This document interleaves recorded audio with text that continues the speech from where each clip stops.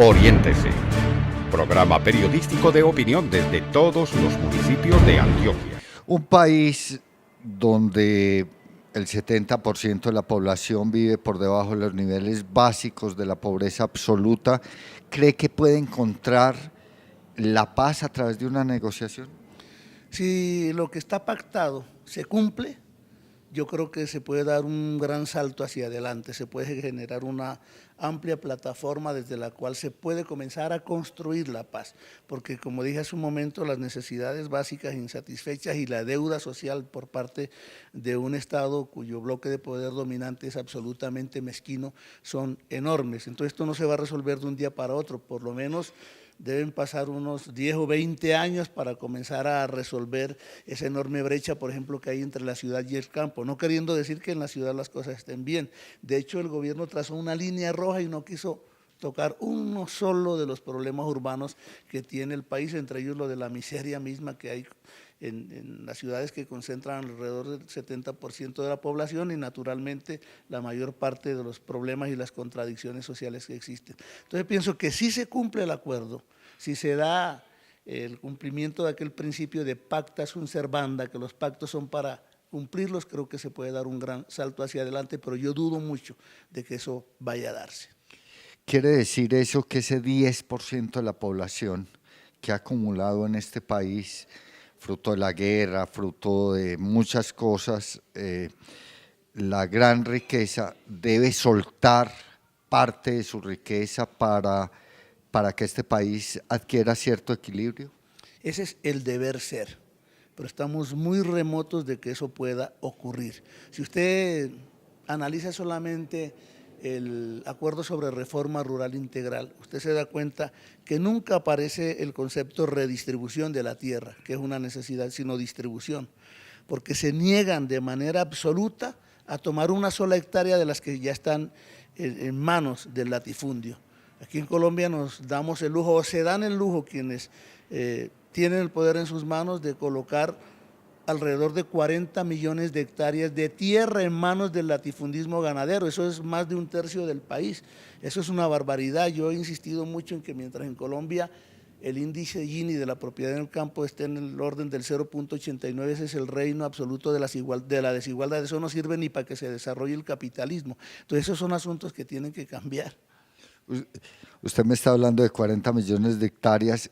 El acuerdo habla de 3 millones de hectáreas y sin embargo tienen miedo. Sí, un fondo de tierras de 3 millones de hectáreas cuando al campesinado en este último cuarto de siglo le han arrebatado más de 8 millones de hectáreas y sin embargo pues se dice que tocar el latifundio es despertar los monstruos del paramilitarismo como si no estuvieran despiertos y en eso tiene la mano metida el latifundismo ganadero con, de una u otra forma, sea por opción o sea por omisión, el respaldo de la institucionalidad. Porque no es posible que en territorios como Tumaco, tan militarizados, o Buenaventura, el paramilitarismo haga de las suyas. En este momento la zona veredal de Tumaco está sitiada por el paramilitarismo y ahí hay, bueno, centenares y centenares de efectivos militares. Entonces, ¿qué ocurre ahí? ¿Qué pasa? Si no hay algún tipo de compromiso de la institucionalidad con ese fenómeno, pues sencillamente ese fenómeno no existiera. El proceso de paz ha venido sufriendo unas crisis y ahora con la captura del camarada Santrich, pues estamos, como se dice, en jaque, porque consideramos que es una situación arbitraria contra nuestra organización. Es decir, que el Estado tiene que recuperar, fruto de esta negociación, la institucionalidad en las zonas donde las FARC operaron históricamente, un poco fruto también del desalojo de un Estado que no era participante de la sociedad. Pero es que no es recuperar la institucionalidad, es sanear esa institucionalidad que está necrosada. El paramilitarismo hace parte históricamente de esa institucionalidad necrosada. Entonces, eso es lo que hay que resolver. Aquí el gobierno, durante las conversaciones, no se comprometieron a desarrollar la no repetición. Ellos no se comprometieron a hacer depuración de la fuerza pública, no hay un compromiso claro de abandonar la doctrina de la seguridad nacional. Es decir, que en esa materia hay una falencia enorme en los acuerdos de paz y nosotros tuvimos que continuar así porque la alternativa era romper. Entonces nosotros aspiramos a que no en una mesa de conversaciones, sino con la cohesión del movimiento popular se logre limpiar, sanear, como dije hace un momento, esa institucionalidad que está necrosada. Recuerde que nosotros nos opusimos a que fuera la rama judicial la que tratara el epílogo de estas conversaciones. Nosotros cuestionamos el jus puniendi, ese derecho que tiene el Estado de juzgar y sancionar, porque el Estado ha sido genitor de esta guerra, de las causas de esta guerra, entonces no puede ser juez y parte en esta confrontación. Por eso se creó la Jurisdicción Especial para la Paz, porque esa institucionalidad, esa rama del poder público que es la rama judicial, también está necrosada y cruzada por la corrupción y por la impunidad. Entonces resulta que ahora la JEP está en manos de la Corte Constitucional. Esa corte hace un instante estaba caracterizada por un personaje que era Pretel, un corrupto de primera categoría. Esas son las cortes que tenemos, entonces nadie se puede sorprender de que uno diga que de pronto las acciones de las manos de esas cortes angelicales son acciones escatológicas. En la guerrillerada crea mucha incertidumbre, mucho más desconfianza, porque no solamente están hablando de Santrich, sino que están hablando de una larga lista de capturar y de extraditar a un poco de camaradas nuestros que directamente nada tienen que ver con la problemática del narcotráfico. Con un hombre polémico, un hombre que le ha puesto la piedra en el zapato cuando habla a las negociaciones y a la implementación de la paz.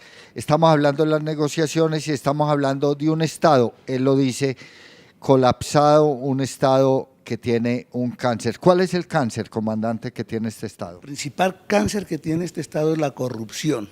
Aquí puede haber sumas multimillonarias que pueden rodear, yo estoy seguro que más de 5 puntos del Producto Interno Bruto destinados a defensa y seguridad, y yo estoy absolutamente seguro que la mayor parte de esos recursos se van en corrupción. Sin embargo, no hay para pagarle a los maestros. Ahí está usted viendo el paro de maestros, más de 30 días en eso, y no hay una solución clara a necesidades que están ahí aplazadas durante años. Entonces, eso tenemos que resolverlo. Vea, la mayor parte de los recursos en Colombia se van por la vía de la corrupción y, naturalmente, de la impunidad, porque son como hermanos siameses, corrupción e impunidad dentro del alma, del espíritu de este Estado que, por lo demás, está capturado por un bloque de poder dominante mezquino, ya que ha hecho una acumulación de riqueza enorme mientras el pueblo se está sumergiendo en la miseria. Eso no está resuelto por los acuerdos. Para mí la caracterización del régimen sigue siendo un régimen de terror. Mientras eso no se corrija, la espada de Damocles del paramilitarismo va a pender sobre el corazón y la cabeza del conjunto del proceso. Yo quiero decirle que las FARC de verdad están haciendo, quizá con una filosofía de la vida que tiene fe en la posibilidad de un mundo nuevo, un sacrificio enorme.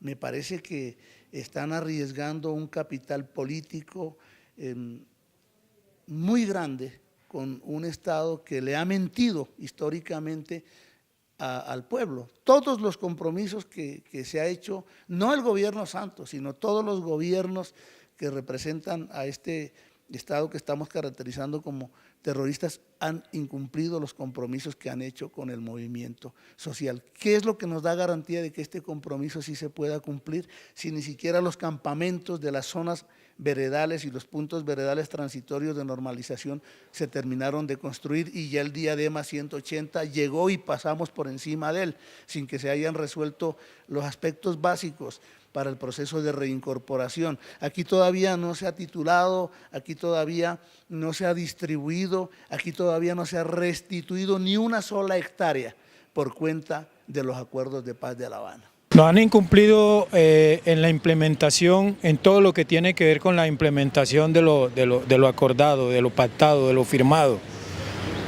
Por ejemplo, lo que es el tema de la tierra. principalmente tema de la tierra, y así sucesivamente con todo lo que tiene que ver con la implementación. La implementación irá por ahí en un 18%. Estoy con Rolando Albeiro Acevedo Muñoz, él es el vocero político de las FARC en el área metropolitana del Valle de Aburrá.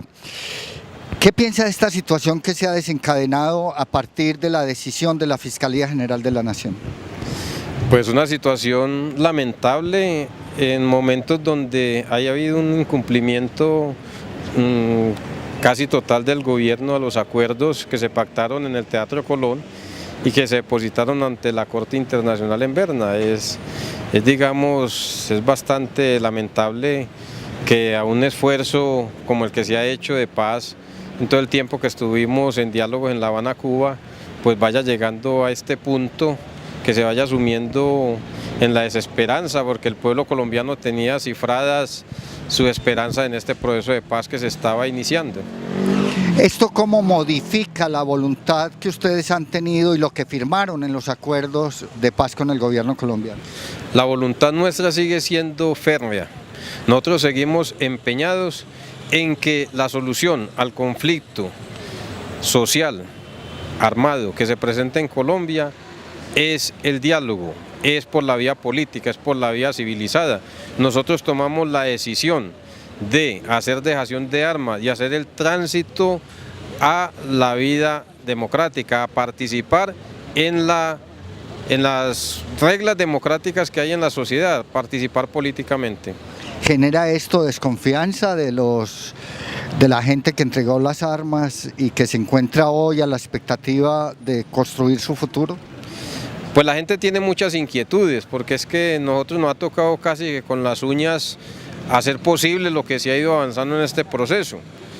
La gente tiene sus inquietudes en lo que tiene que ver con todo el proceso de reincorporación. Sin embargo, como te digo, nuestra disposición férrea sigue siendo persistir en la búsqueda, en la construcción de una paz estable y duradera, y en que se nos permita la participación política, porque este tipo de hechos lo que hacen es dificultar nuestra participación política, porque uno ve que este montaje que se hace va dirigido directamente a no permitir que los congresistas nuestros se posesionen allá el próximo 20 de julio y no permitir la participación de la Fuerza Alternativa Revolucionaria del Común en la política.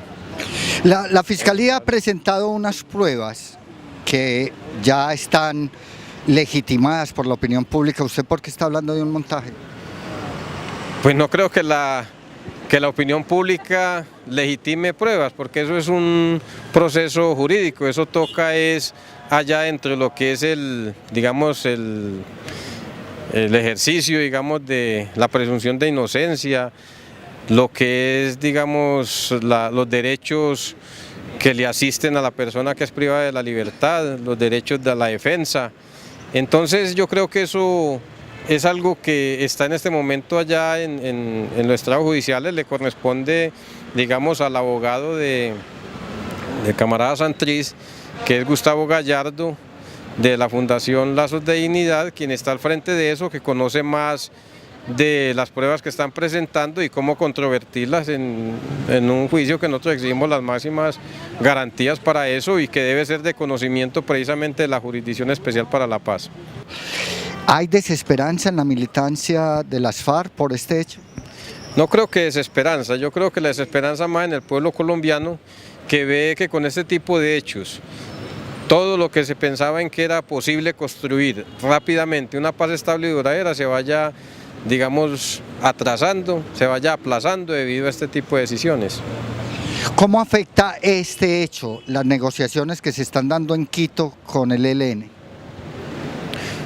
Bueno, yo creo que los compañeros del ELN pues están haciendo también un esfuerzo loable, un esfuerzo grande precisamente en buscar soluciones a que se llegue a un acuerdo de paz con este grupo armado. Pues los compañeros yo creo que estarán ahí al tanto de lo que va sucediendo a nivel nacional. Esperamos que el gobierno colombiano y el ELN pues avancen en esos acuerdos y que y que lleguemos a un acuerdo general para construir una paz estable y duradera en Colombia. ¿Cómo queda ese proceso de paz con ustedes? Pues el proceso de paz nuestro pues ya tuvo una refrendación, tuvo digamos, un punto de inicio de la implementación. Nosotros seguimos insistiendo de que hay que luchar por implementar los acuerdos, por llevar eso a la práctica. Exigimos del Estado colombiano que cumpla con los acuerdos, nosotros cumplimos en un 100%. Nuestra decisión es persistir en esa búsqueda de una paz estable y duradera. ¿Qué sigue? ¿Qué sigue hacia el futuro, Rolando? Pues lo que se impone en estos momentos es la acción política, en el sentido de que muchas organizaciones sociales populares nos rodeen en este momento difícil que estamos atravesando y que tengan la certeza de que la decisión de la Fuerza Alternativa Revolucionaria del Común es siguiendo construyendo puentes por la participación, por la vía política. Esperamos del Estado colombiano nos dé todas las garantías para poder participar en la vida política del país. Ustedes han hecho un comunicado en el cual hacen unos llamamientos. ¿Qué están pidiendo en este momento? Nosotros pues lo que primero que exigimos es la libertad de nuestros prisioneros políticos y el camarada Jesús Santrich. Oiga, usted me dice polémico y que yo coloco piedras en el camino. Yo recuerdo un personaje que se llama Simón Bolívar que decía que la verdad es la mejor forma de persuadir. Y yo creo que nosotros debemos dejar de estar poniendo acciones en escena. Estamos siendo muy teatrales en lo que ocurre. Yo creo que hay que hablar con la realidad. Esto no va bien, por eso se hizo la reunión del 29 de mayo y hay un acta donde nuevamente se vuelve a hacer compromisos y que en estos 20 días el gobierno supuestamente iba a cumplir con su parte. 20 días no son suficientes, estemos claros. Yo estoy absolutamente seguro que el día 20 de este mes no va a ser posible hacer la dejación total de las armas. Las armas es lo único que tenemos nosotros para negociar, que es la palabra que usted ha utilizado. Después de que nosotros depositemos el último fusil en los containers de la ONU, nos dan una patada en el derrier. ¿Qué opina usted de lo que pasó en La Habana? ¿Qué fue la negociación que se hizo con las FARC? Bueno, en principio eso fue un diálogo, una conversación que nosotros no teníamos nada que entregar diferente a nuestra voluntad de paz, porque quien tiene el compromiso de hacer las transformaciones que requiere el país para solucionar los problemas de miseria, de desigualdad, de exclusión política, es el gobierno. Entonces, eso fue lo que fuimos a hacer, a conversar para ver cómo se resuelven los problemas estructurales que tiene el país para resolver por lo menos las necesidades básicas insatisfechas de la mayoría de la población colombiana. ¿Y cuáles son esas necesidades básicas insatisfechas que tiene la población colombiana? Son 50 años acumulados de deuda social que tiene el Estado. Ahí usted meta educación, salud, vivienda, vialidad, conectividad. Lo que está en los 14 paquetes de inversión que, por poner un caso, está en los PEDET, en los programas de desarrollo con enfoque territorial, pero también había que resolver asuntos relacionados directamente con las víctimas. Había que resolver toda esa victimización que fundamentalmente ha hecho el Estado en esta larga guerra, en esta larga confrontación. A usted lo han puesto como la persona que le pone piedritas al zapato. ¿Por qué? Calumnias de la oposición. Yo siempre digo la verdad, siempre trato de que si vamos a trazar una ruta sea de manera asertiva, no irnos por la rama, sino directamente decirle a la gente cuáles son las posibilidades que tiene en este proceso que se ha abierto, que de la retórica se pase a la práctica. ¿Y qué piensa usted de esa oposición que hoy tiene polarizado este país? Bueno, polarizado el país, hay una parte de la clase política colombiana, pero en su conjunto el bloque de poder dominante pienso que le hace falta voluntad de paz, incluyendo al gobierno. Todavía todo se ha quedado en la palabrería. Lo que tenemos como acuerdo son promesas, y si eso no tiene concreciones prácticas, pues obviamente son promesas vanas. Buenas amigos y amigas de Oriéntese, se ha suscitado un hecho muy importante en el país en los últimos días. Se trata de la captura de uno de los máximos voceros de las FARC y quien jugara un papel protagónico en las negociaciones de La Habana. Yo estoy con una de las voceras de las FARC en Antioquia, Fancy María Urrego. ¿Qué piensan ustedes? ¿Qué análisis hacen de esta situación que se desembocó en los últimos días por decisión de la Fiscalía General de la Nación? El análisis que hacemos, obedece a un plan orquestado contra el partido Fuerza Alternativa Revolucionaria del Común. Pensamos que no es contra Santrich, sino contra el partido. Santrich es un representante a la Cámara que muy pronto debería estar ocupando su curul y desempeñando sus funciones del partido, de vocería del partido, y ahora callan su voz con ese montaje.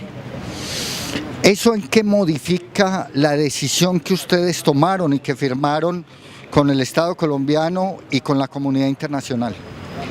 La decisión que tomamos nosotros no la modifica.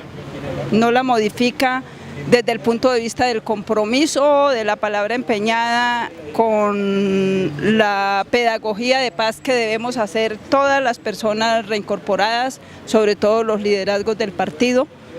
Es un compromiso con Colombia, con nuestra militancia, con el movimiento social, con la gente del común, de nuestra indeclinable posición de trabajar por la paz de Colombia.